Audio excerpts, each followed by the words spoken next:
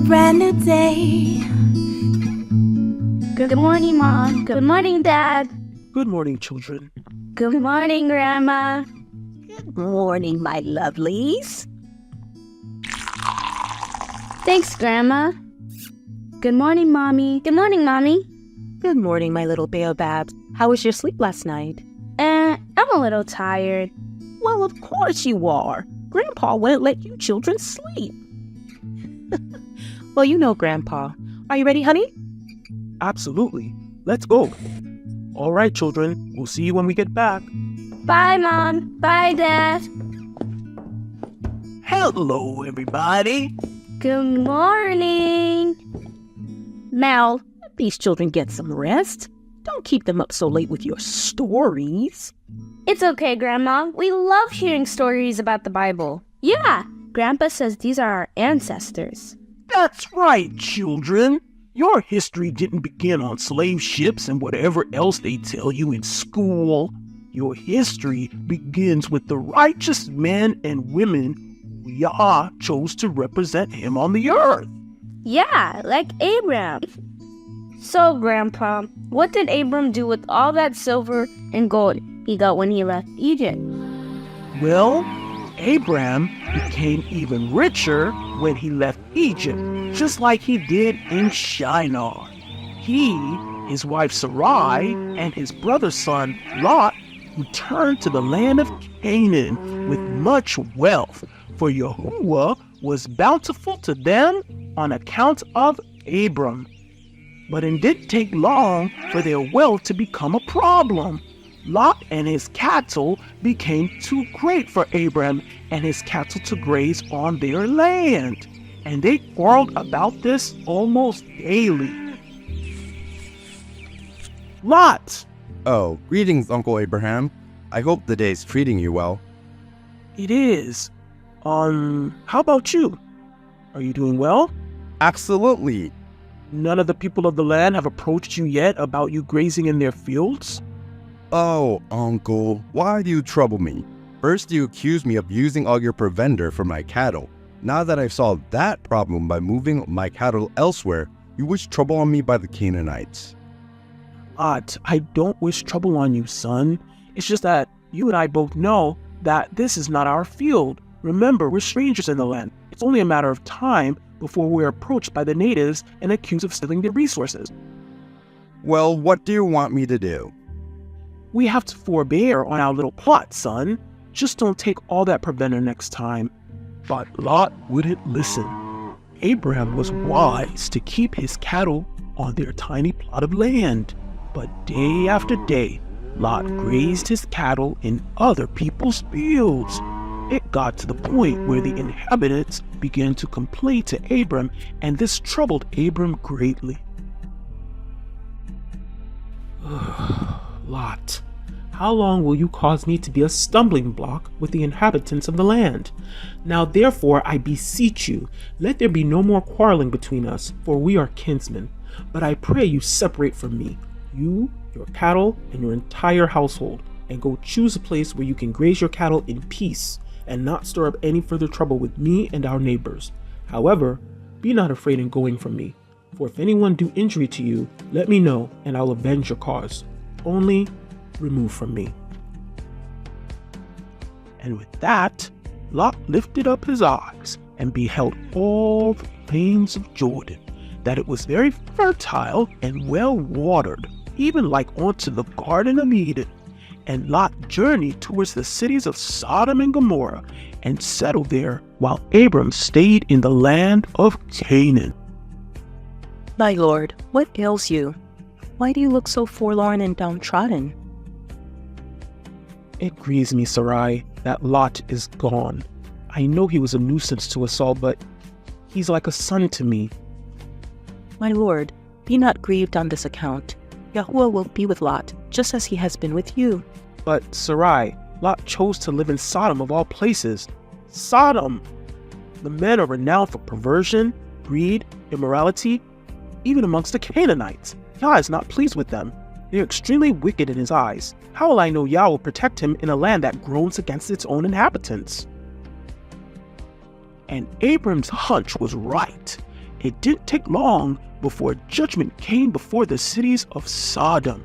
King Kedorlaomer, the king of Elam, was confederate with 3 other kings near the land of Shinar, including King Nimrod of Babylon, King Tidal of the nations, and King Arioch of Elachar. These 4 kings of the east came against the 5 kings of Sodom and Gomorrah because they rebelled against King Kedorlaomer, of whom they owed tribute.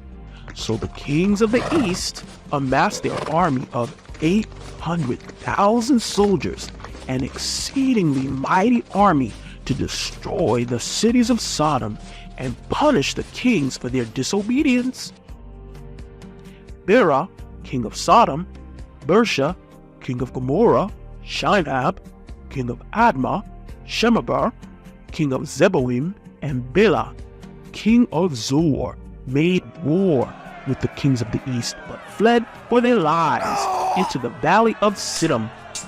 There they fell with their chariots and got stuck in slime pits, while their armies got slaughtered by the kings of the east. The kings plundered the cities of Sodom, taking all their goods, victuals, and cattle, including people, and they began the long journey back to Elam. One of those taken captive was Lot, his wife and baby girl. One of Abram's servants witnessed Lot's family being taken captive and reported back to Abram.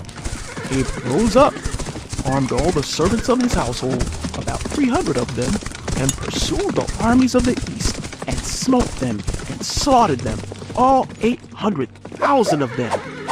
The only ones to escape were the 4 kings, Kedorlaomer, Nimrod, Tidal, and Arioch, who fled back to the east, back to their kingdoms.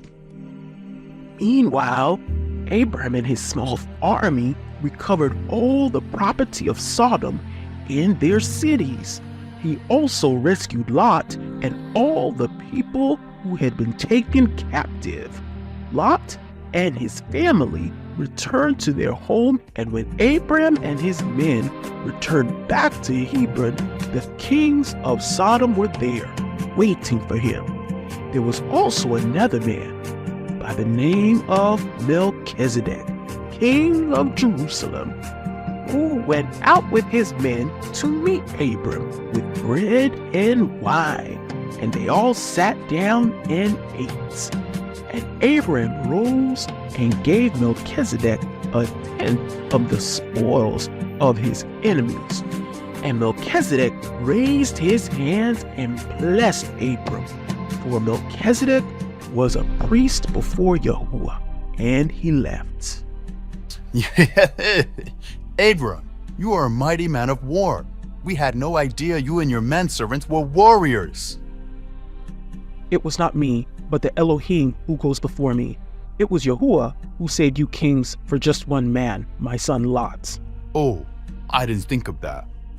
Abram, we're eternally grateful for doing for us what we couldn't do for ourselves. We have no way to show our gratitude, but ask that you take all of Sodom and Gomorrah's possessions for yourself. As Yahuwah lives, I will not take anything belonging to Sodom, that you will not boast, saying Sodom made me rich. Yahuwah has already blessed me abundantly, saying I shall lack nothing. So here, please take your goods.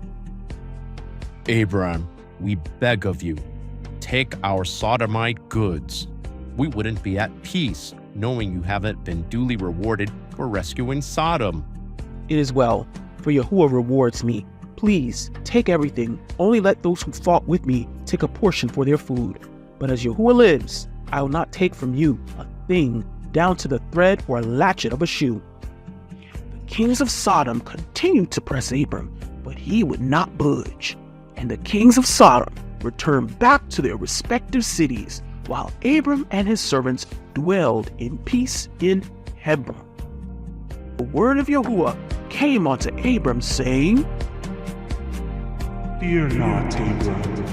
I am Yahuwah that brought thee out of the land of Shinar to give you this land to inheritance. I I am thy shield and thy exceeding great reward. I will not leave you until I shall have multiplied you, and I will give unto your seed all these lands that you see with your eyes. To them will I give them an inheritance forever. Only be strong and do not fear. Walk before me and be perfect. Abba Yahuwah, what will you give me, seeing I go childless, and the steward of my house is this Eleazar of Damascus? Thou hast given no seed. I suppose the ones born in my house is mine heir. These shall not be thine heir, but he that comes forth out of your own bowels shall be thine heir. Look toward heaven, you can number the stars, so shall thy seed be. Abram believed in Yahuwah, and he counted it to him for righteousness. Yahuwah instructed Abram to take a heifer, a goat, a ram, a turtle dove, and a pigeon. He divided them and laid each piece down. When the fowls came upon the carcasses, he drove them away all night until he fell asleep. Then a deep sleep fell upon Abram as a smoking furnace, a burning lamp, consumed Abram's sacrifice. And Yahuwah said, Abraham, know of a surety that your seed shall be a stranger in a land that is not theirs, and shall serve their enemies, who will afflict them for 400 years. I will judge that nation, and you shall come out with great substance. And in the fourth generation they shall come hither, for the iniquity of the Amorites is not yet full. But you, Abram, shall go to your fathers in peace, and be buried in a good old age. So Yahuwah made a covenant with Abram, promising his seed to inherit all the land from the river Egypt onto the great Euphrates.